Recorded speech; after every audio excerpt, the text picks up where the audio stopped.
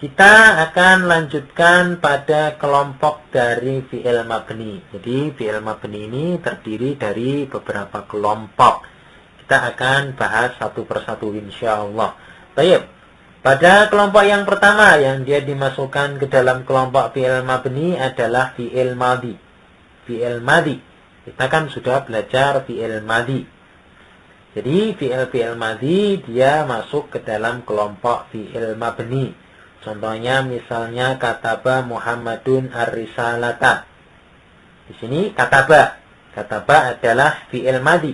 Jadi dia keadaan akhirnya ya tetap semacam itu. Ya kataba, ya ba semacam itu. Walaupun dia diletakkan dimanapun dalam suatu kalimat. Ataupun dimasuki huruf-huruf tertentu atau apalah. Pokoknya dia tidak dapat mengalami perubahan keadaan akhir. Misalnya kata-kata ba tadi kita letakkan setelah ma misalnya. Sehingga menjadi ma kataba Muhammadun ar-risalata. Ma ini fungsinya untuk menafikan. Jadi Muhammad tidak menulis surat itu. Nah, kita perhatikan pada fi'il kataba dia tetap tidak mengalami perubahan. Oleh karena dia memang termasuk kelompok fi'il mabni. Baik, pada kelompok yang kedua yaitu fi'il amr. Fi'il amr pun di sini masuk ke dalam kelompok fi'il mabni. Ingat, fi'il amr kita juga sudah belajar, dia dimasukkan ke dalam kelompok fi'il madhi. Contohnya misalnya, contoh dari fi'il amr, misalnya uktub hadzal darsa. Tulislah pelajaran ini. Kita perhatikan uktub. Dia merupakan fi'il amr dan dia mabni. Sehingga diletakkan dimanapun ya sama ya, tidak mengalami perubahan keadaan akhir. Kita perhatikan misalnya di sini. Ya ahi, uktub hadzal darsa misalnya. Wahai saudaraku, tulislah pelajaran ini. Maka kita perhatikan dengan seksama, uktub dia tidak mengalami perubahan keadaan akhir. Karena memang dia kelompok fi'il mabni. Baik, yang ketiga, ini yang penting, perlu kita perhatikan bahwasanya kelompok yang ketiga dari fi'il mabni adalah fi'il mudhari. Tapi ingat, fi'il mudhari yang bagaimana? Fi'il mudhari yang bersambung dengan nun niswah atau dengan nun taukid. Jadi, fi'il mudhari dia dikategorikan sebagai fi'il mabni. Ingat, syaratnya yang pertama, dia bersambung dengan nun niswah. Atau yang kedua dia bersambung dengan nun taukid. Maka saat itu tatkala fi'il mudhari sudah bersambung dengan nun niswah atau nun taukid, maka di sanalah dia menjadi mabni. Baik. Kita tentunya mungkin masih bertanya-tanya apa itu nun niswah, apa itu nun taukid. Baik, sekarang nun niswah. Nun niswah itu apa toh? Di sini disebutkan nun niswah adalah nun yang terdapat dalam suatu fi'il untuk menunjukkan jenis perempuan yang keadaannya berharokat fathah. Jadi nun niswah ini dia diharokati dengan fathah. Dan dia untuk menunjukkan jenis perempuan. Nah, kita kan telah belajar tentang tasrif dari fi'il mudhari ya.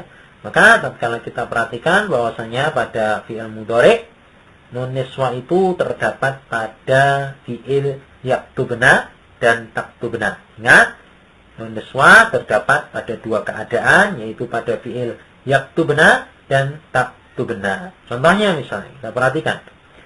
Al-muslimatu yaktubna ar-risalata. Ya, al-muslimatu yaktubna ar-risalata. Para muslimah sedang menulis surat. Di sini yaktubna. Dia ada nun niswah. Nah, oleh karena itulah dia menjadi mabni. Sehingga dia diletakkan dimanapun, dimasuki oleh apapun yang enggak mengalami perubahan. Misalnya kita masuki lan atau kita letakkan setelah lan. Maka bagaimana keadaannya? Ya sama, namanya saja mabni. Sehingga menjadi bagaimana?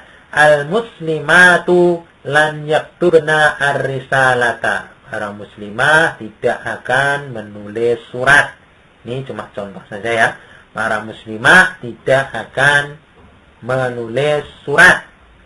Jadi yaktubna di sini tatkala kemasukan lan, dia enggak mengalami perubahan. Kenapa demikian? Karena memang yaktubna di sini dia adalah mabni karena digandeng atau dia bersambung dengan nun niswah.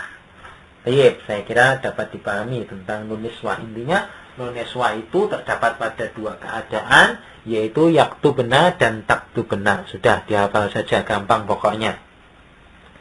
Kemudian tadi yang dikatakan fi'il mudhari yang bersambung dengan nun taukid, ya, yang masuk mabni pula. Baik, apa itu nun taukid? Dia adalah huruf nun yang bersambung dengan suatu fi'il yang berfungsi sebagai penguat makna fi'il. Jadi namanya nun taukid itu fungsinya untuk menguatkan makna fi'il. Contohnya misalnya atasma'anna al-adhana, apakah kamu benar-benar mendengar azan? Jadi kita penerjemahnya ya pakai benar-benar karena dia disambung dengan nun taukid. Nun taukidnya mana? Yaitu nun yang ditasydid ini. Kita perhatikan, nun yang ditasydid ini adalah nun taukid. Atasma'anna al-adhana. Jadi dia tatkala fi'il tasma'u, ya asalnya tasma'u, kemasukan nun taukid menjadi tasma'anna, sehingga dia menjadi mabni karena tadi kemasukan nun taukid. Sehingga walaupun bagaimana dia tatkala kemasukan lan atau lam atau yang lain, maka dia ya tidak mengalami perubahan. Kenapa demikian? Ya sekali lagi tadi dia termasuk kategori fi'il yang mabni.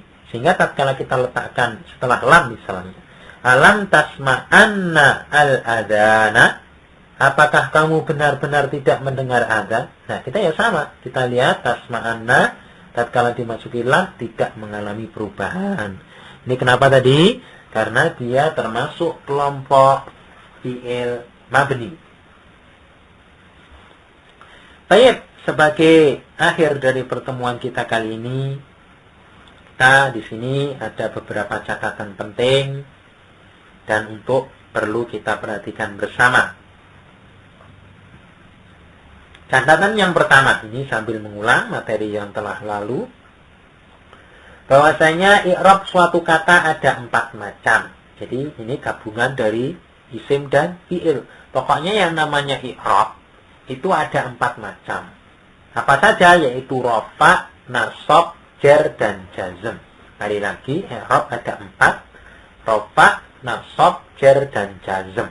Nah, untuk isim hanya terdiri dari i'rab rafa, nasab, dan jar. Ini untuk isim. Karena jar kan ciri khusus dari isim. Ini dilihat kembali, tolong pada pembahasan tentang ciri-ciri dari isim. Jadi, i'rab isim itu hanya terdiri dari 3, yaitu rafa, nasab, dan jar. Serta dia tidak ada i'rab jazm. Ingat, i'rab pada isim tidak ada i'rab jazm. Kita perhatikan di situ. Kemudian untuk fi'il hanya terdiri dari i'rab rafa, nasab, dan jazm. Serta tidak ada i'rab jar. Ya, karena sekali lagi jar itu ciri khusus dari isim. Jadi dia ya memang kekhususan isim dan tidak boleh untuk tanda pada fi'il, i'rab pada fi'il. Jadi fi'il dia tidak ada i'rab jar, yang ada jazm. Nah, kebalikan, kalau yang isim dia nggak ada jazm, maka yang fi'il dia nggak ada jarnya. Jadi kemarin ya pada pertemuan yang dahulu telah kita bahaskan tentang i'rab dari suatu isim. Maka di sini kita telah mengenal pula i'rab dari suatu fi'il. Baik, itu sebagai catatan yang pertama. Sekarang sebagai catatan yang kedua, ini yang penting. Kita perhatikan.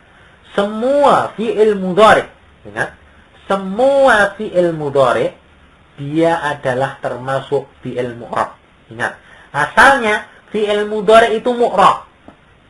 Ya, sekali lagi fi'il mudhari itu mu'rab. Kecuali apa? kecuali apabila bersambung dengan nun niswah atau nun taukid. Mudah ya? Intinya pokoknya semua fi'il mudhari itu mu'rab kecuali kalau dia bersambung dengan nun niswah atau nun taukid. Kenapa demikian? Karena memang apabila sudah disambung dengan nun niswah atau nun taukid, dia menjadi kelompok dari fi'il mabni. Baik, mungkin sampai di sini dulu pertemuan kita pada kesempatan kali ini. Insya Allah kita akan melanjutkan pembahasan kita pada materi-materi yang lain. Baik, mudah-mudahan dapat dipahami pembahasan kita kali ini dan senantiasa kita selalu memohon kepada Allah Subhanahu wa taala kemudahan agar di dalam mempelajari bahasa Arab ini dimudahkan dan diberikan pemahaman oleh Allah Subhanahu wa taala.